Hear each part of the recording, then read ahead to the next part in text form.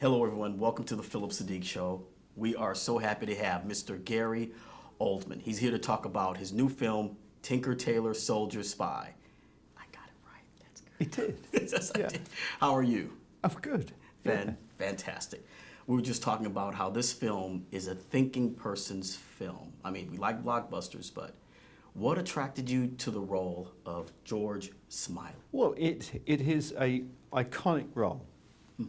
I'm old enough to remember the television series back in the 70s, and the books, and there aren't many British people that you could that you know, if you stopped someone on the street and you said George Smiley, you know, they would say, yeah, is that guy in Tinker, Tailor, Soldier, Spy?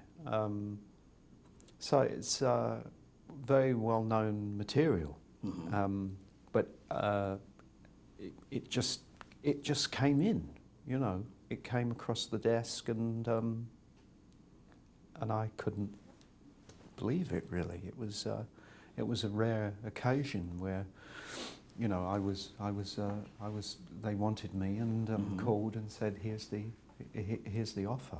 I remember watching PBS when I was younger, and we would watch the British films, and they were so much different from the American films. And it was like, wow. So I knew when this came through, I said, I have to see this. And it took me back to when we were younger, watching all the intrigue, the chess pieces that are being moved about in the film. Yeah, in fact, that is where, I mean, Thomas, who is from Sweden, the director, and I believe and the cameraman is Dutch, and they obviously visited England when they were kids, but that's where they got the impression of England was through the television. It's because they got all our programs there.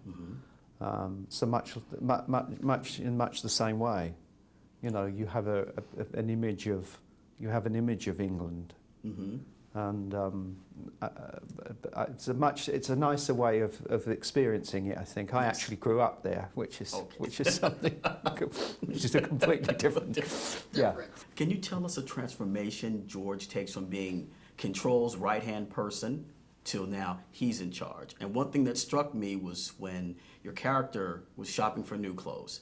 He bought the new jacket, and in the beginning he had the little small spectacles, but when he got, I guess, recruited to find out the mole, the glasses got bigger, and for me that was like, now you can see, you have to see everything because now you're trying to catch the mole. I mean, that wasn't something that was a conscious thing going on. I mean, I know that he sees the world through these, that, you know, they're iconic, the glasses, with Smiley, and he talks about them specifically in the book. But that wasn't something that was conscious. I think Thomas wanted,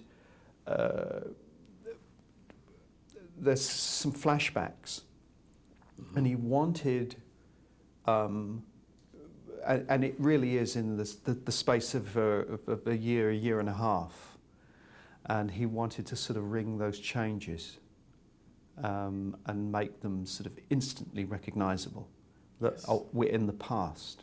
And so the change of glasses was a very economical way of doing that. And plus the fact he is sort of in retirement, and his wife has left him, and he wanted a sort of kind of he buys a sort of pair of glasses that are more of the period.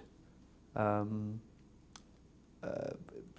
wants to smart himself up a little, you know. There's not much to do in retirement. He doesn't really quite know what to do with himself.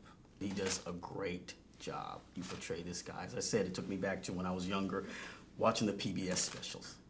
So I definitely thank you for that. Yeah. Mr. Gary Oldman, Tinker, Tailor, Soldier, Spy. Thank you again. Thank you. Thank you so much.